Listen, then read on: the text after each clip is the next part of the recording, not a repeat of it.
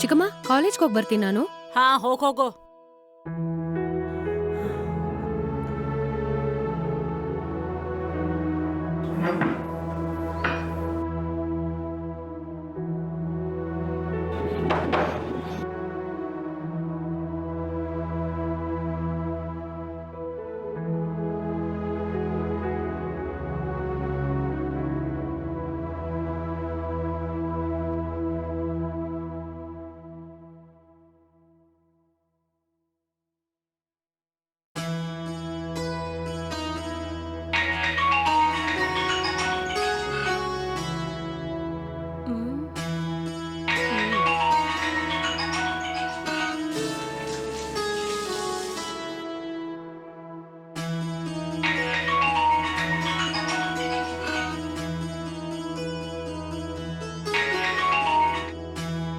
ಹಾ ಹೇಳಿ ರಾಮನಾಥ್ ಅವ್ರೆ, ಚೆನ್ನಾಗಿದ್ದೀರಾ?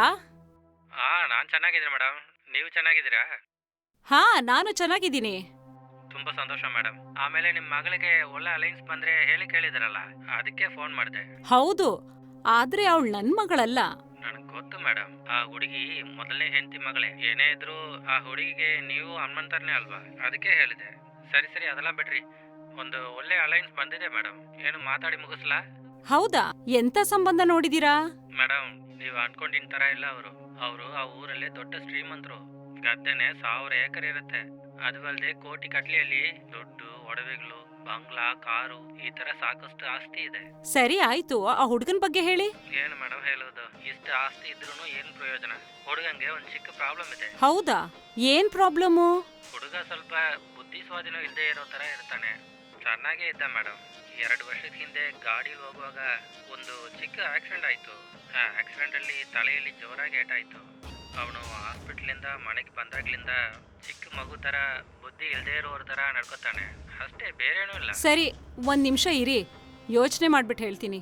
ಸರಿ ಮೇಡಮ್.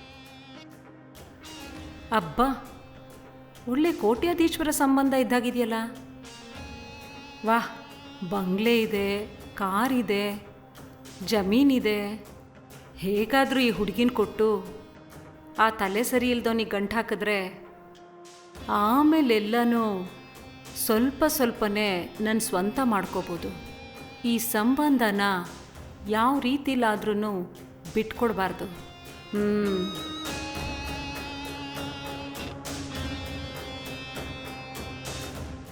ಹೇಳಿ ಮೇಡಮ್. ಈ ಸಂಬಂಧ ನಮ್ಗೆ ಒಪ್ಪಿಗೆ ಇದೆ. ಹೌದಾ? ತುಂಬಾ ಸಂತೋಷ ಮೇಡಮ್. ನಾನು ಒಂದು ಕೆಲಸ ಮಾಡ್ತೀನಿ. ಹುಡುಗನ ಅಣ್ಣನೇ ಮದುವೆ ವಿಷಯ ಎಲ್ಲ ನೋಡ್ಕೊತಾ ಇದ್ದಾರೆ. ಅವರಿಗೆ ನಿಮ್ಮ ಕಾಂಟ್ಯಾಕ್ಟ್ ನಂಬರ್ನ ಕೊಟ್ಟು ನಿಮಗೆ ಕಾಲ್ ಮಾಡಕ್ಕೆ ಹೇಳ್ತೀನಿ. ಹಾಗ ಸರಿ ಆಯ್ತು. ಸರಿ ಮೇಡಮ್, ಫೋನ್ ಇಡ್ತೀನಿ.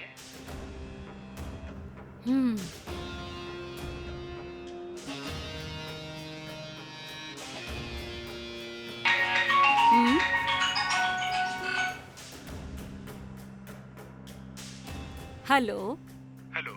ರಾಜೇಶ್ವರಿ ಅವರಾ? ಹಾ ಹೌದು. ಮದುವೆ ಸಂಬಂಧಕ್ಕೋಸ್ಕರ ಬ್ರೋಕರ್ ನಿಮ್ಮ ಕಾಂಟ್ಯಾಕ್ಟ್ ನಂಬರ್ ಕೊಟ್ರು. ನಾನು ಮದುವೆ ಗಂಡಿನ ಅಣ್ಣ ಮಾತಾಡ್ತಿರೋದು. ನಾನು ನಿಮ್ಮನ್ನೊಂದ್ಸರಿ ಭೇಟಿಯಾಗಿ ಮಾತಾಡ್ಬೇಕು ಅಂದ್ಕೊಡ್ತೀನಿ. ಹೌದಾ? ಸರಿ ಬನ್ನಿ, ನಮ್ಮ ಅಡ್ರೆಸ್ಸನ್ನ ನಿಮಗೆ ವಾಟ್ಸಾಪಲ್ಲಿ ಕಳಿಸ್ತೀನಿ. ಹಾಗೆ ಆಗ್ಲಿ. ಈ ಫೋನ್ ಇಡ್ತೀನಿ.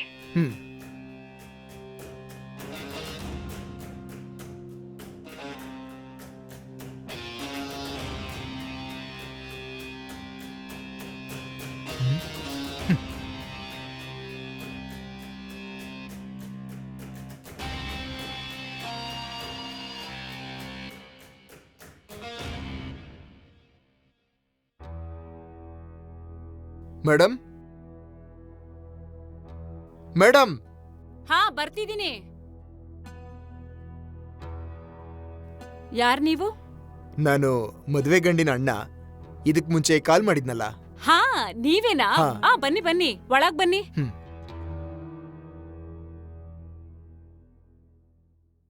ಕೂತ್ಕೊಳ್ಳಿ. ಕೂತ್ಕೊಂಡಿರಿ, ನಿಮಗೆ ಕುಡಿಯಕ್ಕೆ ಏನಾದ್ರೂ ತಗೊಂಬರ್ತೀನಿ. ಸರಿ.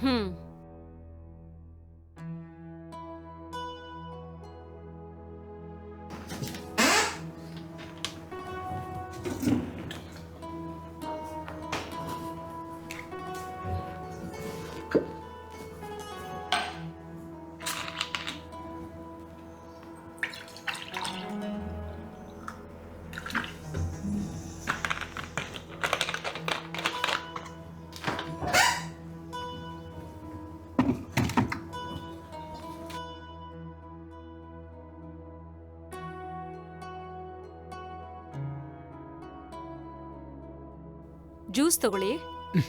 ಥ್ಯಾಂಕ್ಸ್ ಇವ್ರೆ.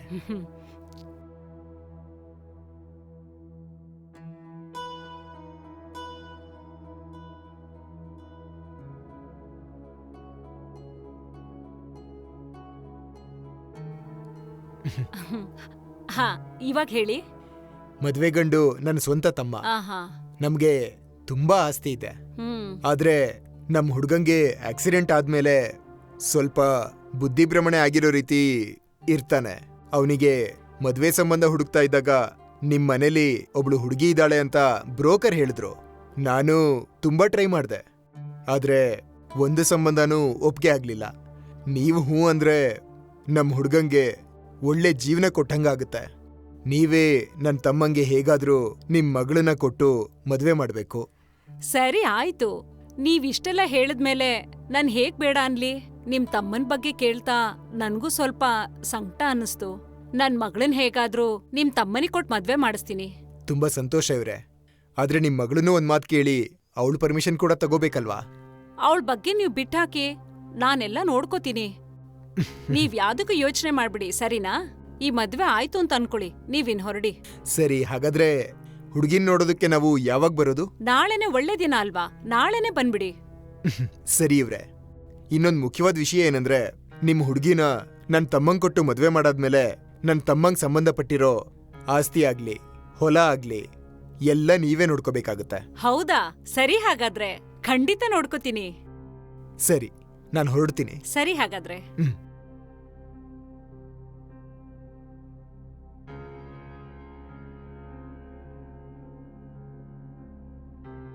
ಹೋಗ್ಬರ್ತೀನಿ. ಆಯ್ತು, ಹೋಗ್ ಬನ್ನಿ.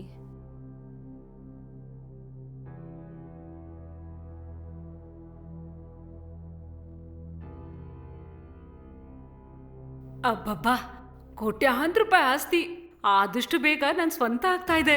ನೆನ್ಸ್ಕೊಂಡ್ರೇನೆ ಎಷ್ಟು ಖುಷಿ ಆಗ್ತಾ ಇದೆ.